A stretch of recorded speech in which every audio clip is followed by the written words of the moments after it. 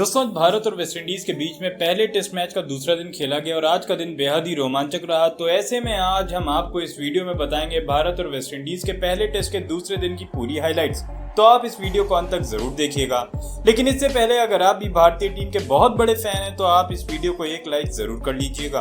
दोस्तों, जैसे कि आप और हम सभी जानते हैं कि भारत और वेस्टइंडीज के बीच में पहला दिन खेला जा चुका है, जहां पहले दिन वेस्टइंडीज ने टॉस जीतकर पहले बल्लेबाजी चुनी और पहले बल्लेबाजी करते हुए वेस्टइंडीज ने सिर्फ और सिर्फ 150 रन बनाए और पूरी टीम ऑल आउट हो गई। जहां वेस्टइंडीज के लिए अथनाजे ने सबसे ज्यादा 47 रन बनाए, वहीं भारत के लिए अश्विन ने सबसे ज्यादा 5 विकेट चटकाए। जिसके बाद में बल्लेबाजी करने उतरी टीम इंडिया ने पहले दिन का खेल खत्म होने तक 80 रन बना लिए बिना कोई विकेट गंवाए। जिसके बाद में आज दूसरे दिन का खेल शुरू हुआ।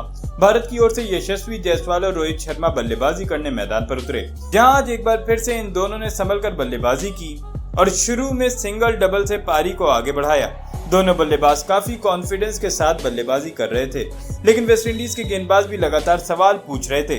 लेकिन फिर भी ये दोनों बल्लेबाज क्रीज पर टिके रहे और देखते ही देखते दिन के शुरुआत में सबसे पहले यशस्वी जायसवाल ने जोसेफ को चौका लगाकर अपना अर्धशतक पूरा किया और इसी के साथ रोहित शर्मा और जायसवाल के बीच में शतकीय साझेदारी भी पूरी हो गई।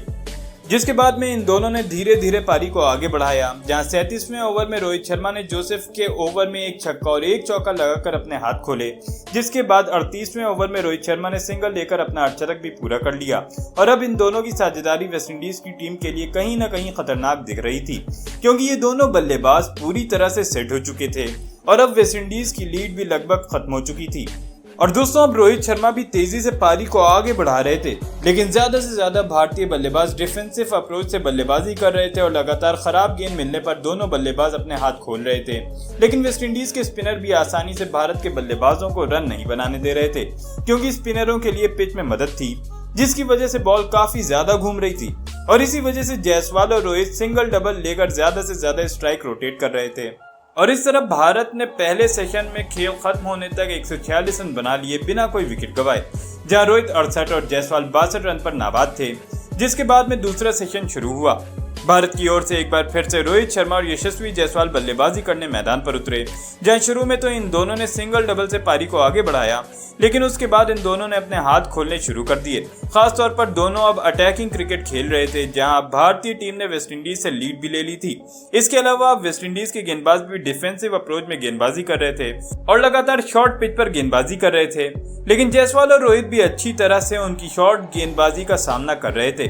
वहीं दोनों बल्लेबाज काफी शानदार लय में नजर आ रहे थे और लगातार दोनों ही अटैकिंग क्रिकेट खेल रहे थे और तेजी से अपने शतक की ओर बढ़ रहे थे। जहां 69वें ओवर में सिंगल लेकर जायसवाल ने भारत को 200 रनों तक पहुंचा दिया। जिसके बाद 70वें ओवर में जायसवाल ने शानदार बल्लेबाजी करते हुए सिंगल लेकर अपना मेडन टेस्ट शतक पूरा कर लिया, लेकिन रोहित भी कम नहीं थे और वो भी तेजी से अपने शतक की ओर बढ़ रहे थे और अब भारत के पास में 50 रन से भी अधिक की बढ़त हो चुकी थी। जिसके बाद 76वें ओवर में रोहित शर्मा ने चौका लगाकर अपना शतक पूरा कर लिया, लेकिन अगली ही गेंद पर अथनाजे ने रोहित शर्मा को आउट कर दिया, जहां रोहित शर्मा ने भारत के लिए 103 रन बनाए। जिसके बाद बल्लेबाजी करने उतरे शुभमन गिल भी नंबर 3 पर बिल्कुल फ्लॉप साबित हुए और 79वें ओवर में गिल को वरिकन ने आउट कर दिया, जहां गिल ने सिर्फ और सिर्फ 6 रन बनाए। वहीं गिल के आउट होने के बाद बल्लेबाजी करने उतरे भारत के सबसे सर्वश्रेष्ठ बल्लेबाज विराट कोहली, जहां सेकंड सेशन खत्म होने तक कोहली और जायसवाल ने भारत को 245 रनों तक पहुंचा दिया 2 विकेट के नुकसान पर। जिसके बाद में एक बार फिर जायसवाल के साथ कोहली थर्ड सेशन में बल्लेबाजी करने मैदान पर उतरे, जहां थर्ड सेशन की शुरुआत ही जायसवाल ने चौके के साथ की। जिसके बाद कोहली और जायसवाल ने धीरे धीरे पारी को सिंगल डबल से आगे बढ़ाया और एक साझेदारी बनानी शुरू कर दी, जहां जायसवाल और कोहली दोनों ही डिफेंसिव अप्रोच के साथ बल्लेबाजी कर रहे थे, क्योंकि वेस्टइंडीज के गेंदबाज इन दोनों को ना तो बड़ा शॉट लगाने दे रहे थे और ना ही आसानी से रन बनाने दे रहे थे। खासतौर पर वेस्टइंडीज के स्पिनरों ने भारत के बल्लेबाजों को बांध कर रखा था, जिसकी वजह से कोहली और जायसवाल डिफेंसिव खेल रहे थे। जिसके बाद में इन दोनों ने धीरे धीरे पारी को आगे बढ़ाया, जहां इन दोनों ही बल्लेबाजों ने देखते ही देखते अर्धशतकीय साझेदारी भी 104 ओवरों में पूरी कर ली और अब कोहली भी सेट नजर आ रहे थे। लेकिन वेस्टइंडीज के गेंदबाज विकेट के लिए तरस रहे थे और भारत के बल्लेबाज आसानी से एक भी विकेट नहीं दे रहे थे, क्योंकि जायसवाल और कोहली को अपने डिफेंस पर पूरा विश्वास था, लेकिन कोहली ज्यादा से ज्यादा सिंगल डबल पर विश्वास दिखा रहे थे।